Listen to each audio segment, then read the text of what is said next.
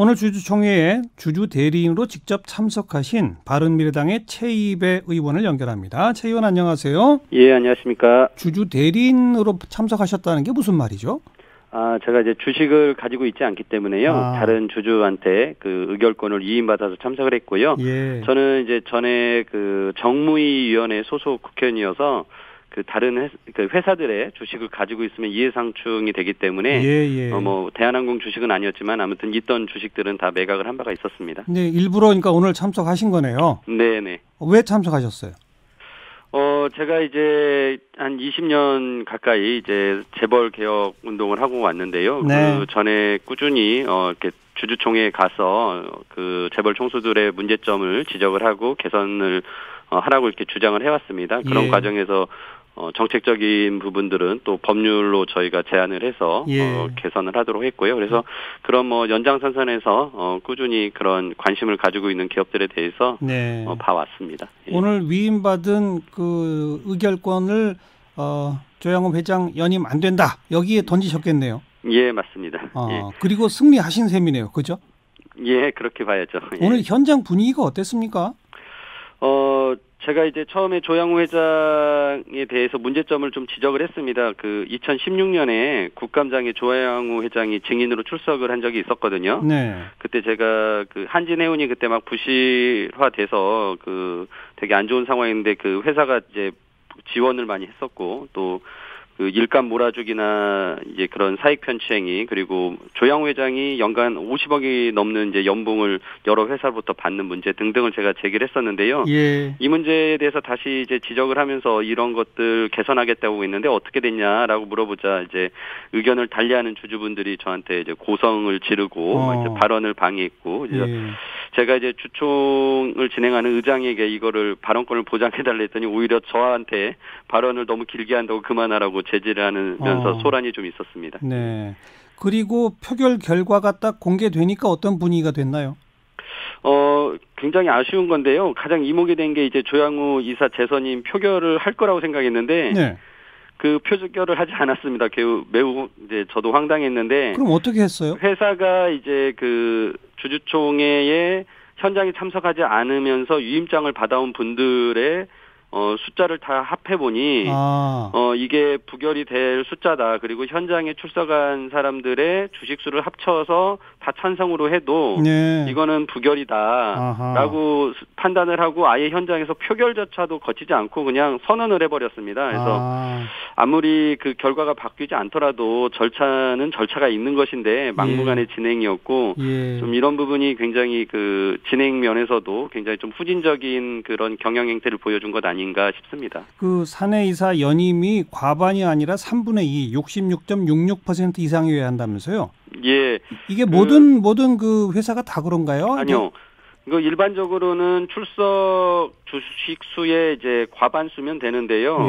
대한항공은 다르게 이제 그 3분의 2 이상이 되도록 이렇게 정관에 규정을 하고 있습니다. 대한항공이 이제 스스로 이 의결 요건을 굉장히 높게 설정을 해놓은 것인데 제가 이것도 언제부터 이랬을까 하고 찾아봤는데 그 공시되는 사업 보고서가 이제 99년부터거든요. 근데 99년도도 3분의 2였더라고요. 그러니까 훨씬 그 전부터 이제 그렇게 스스로 대한항공이 의결 요건을 높여놓은 것으로 보여요. 그래서 왜 그랬는지는 저도 알 수는 없지만 아마도 제가 추정컨대 그 지배주주 외에 소수주주가 제안하는 그런 이사 후보가 나오면 이 선임을 어렵게 하려고 높여놨던 것 아닌가. 근데 결국 그게 이제 거꾸로 조양호 회장의 재선임을 이번에 못하게 하는 스스로 발목 잡은 것으로 보입니다. 그렇게 되네요. 예.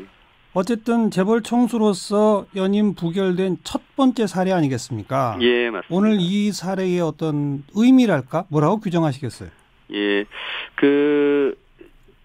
이제 이번에 이렇게 됐던 가장 큰 이유가 이제 국민연금이 반대 표결을 하면서 그 다른 기관 투자자들 역시 이제 반대 의견을 많이 내준 거거든요. 그렇죠. 근데 그게 이제 그 수탁자 책임 지침이라고 해서 그 스튜어디십 코드가 도입된 효과입니다.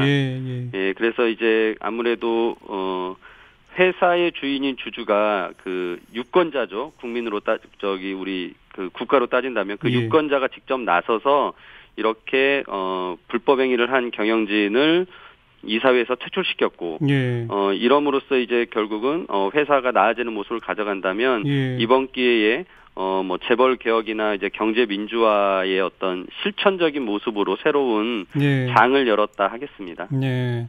이와 같은 경영진의 불법 행위가 결과적으로는 기업 가치에 부정적 영향을 미쳤다 이런 거죠?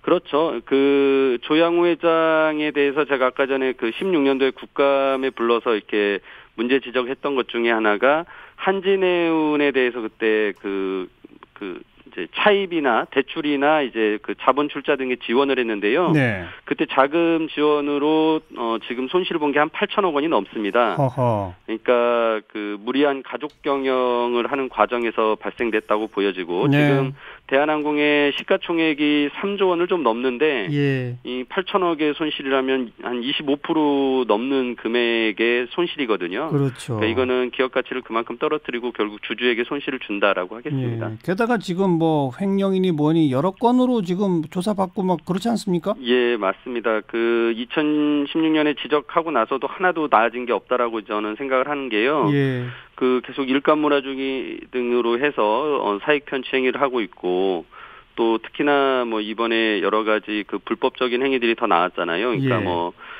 밀수를 하는데 회사에 그런 것을 이용했고 그렇죠. 뭐 관세를 뭐 회사 돈으로 나게 했다는 등의 이제 그런 그 불법적인 사실들이 나옴으로써 예. 결국 회사의 평판을 떨어뜨리고 기업 가치를 떨어뜨리는데 오히려 계속하고 있었다라는 네. 게 참 문제점이죠. 그런 것들을 진작에 개선했더라면 지금 대한항공 주가는 지금보다도 훨씬 높아져 있을 거다 이렇게 보세요?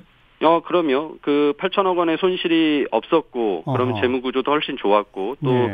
우리가 흔히 이제 이런 부정적인 모습들이 코리아 디스카운터라고 이제 불러지는 요소인데, 네. 이런 것들이 사라진다면 그만큼 시장에서 기업에 대한 가치를 더 높여서 인정을 해주거든요. 그래서 이런 이번에 노력들이 주가에도 긍정적인 영향을 줄 거라고 봅니다. 당장 오늘 대한항공 주가는 2.47%가 올랐더라고요. 예.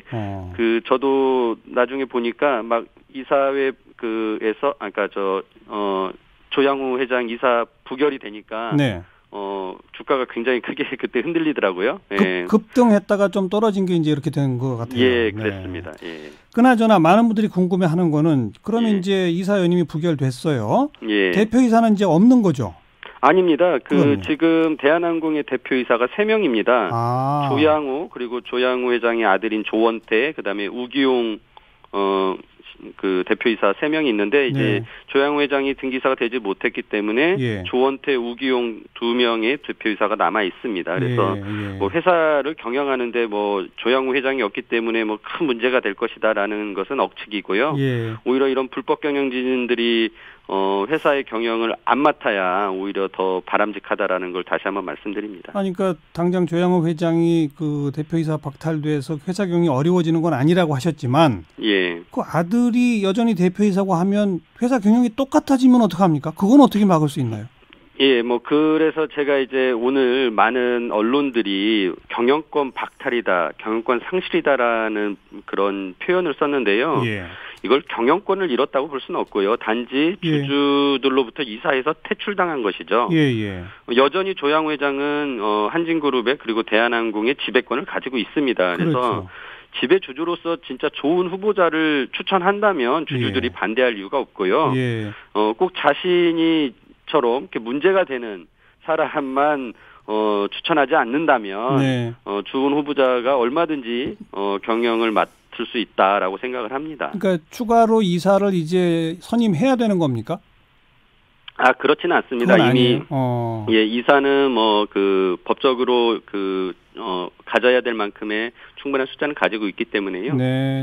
다시 뽑을 이유는 없습니다. 반드시 뽑을 이유는 없으나 제2배 의원의 지금 바람이라면 이런 이번 사태를 계기로 정말 이 공정한 경영을 할 수 있는 전문 경영인을 좀 세워라 이 말씀인 거잖아요.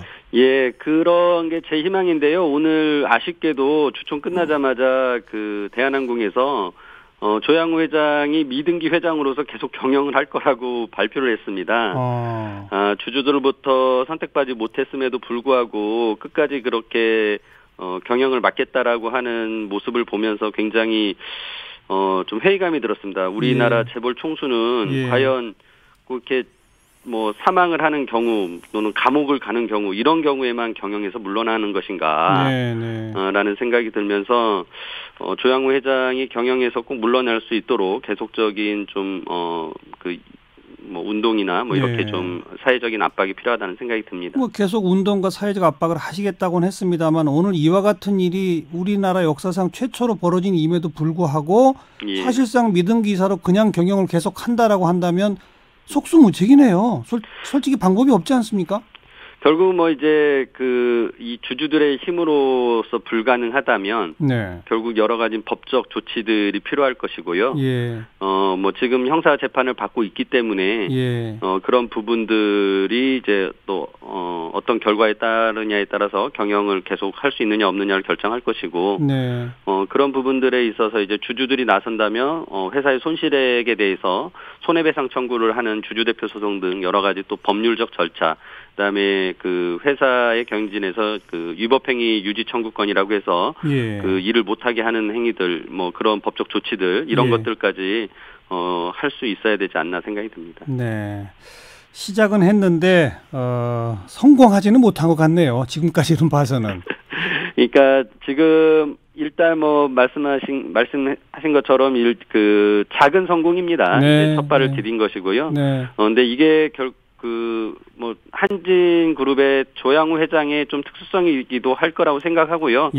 이걸 계기로 다른 재벌 총수들은 좀 더 앞으로 주주들과 좀 더 소통하고 회사의 기업 가치를 높이는데 더 노력하는 그런 모습을 보여서 좀 존중받는 그런 재벌 총수들이 됐으면 합니다. 게다가 지금 최이배 의원 발의해놓은 상법 개정안 이른바 재벌 개혁 법안 있지 않습니까? 이런 것도 빨리 좀 국회에서 통과하고 뭐 그래야 되겠죠. 네, 그렇습니다.